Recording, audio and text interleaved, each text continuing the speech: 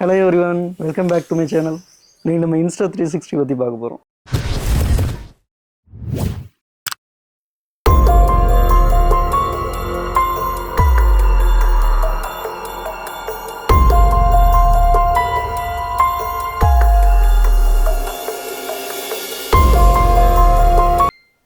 Mobile இல்லைன்னா டேப்லெட்டில் edit பண்ணணும்னா play ஸ்டோரில் Insta360 ஆப். அதுவே நீங்கள் டெஸ்க்டாப்பில் எடிட் பண்ணணும்னா Insta360 ஸ்டூடியோ டவுன்லோட் பண்ணிக்கோங்க. மவுண்ட் அண்ட் ஆக்சசரிஸ் லிங்க்ஸ் டெஸ்கிரிப்ஷனில் கொடுக்குறேன்.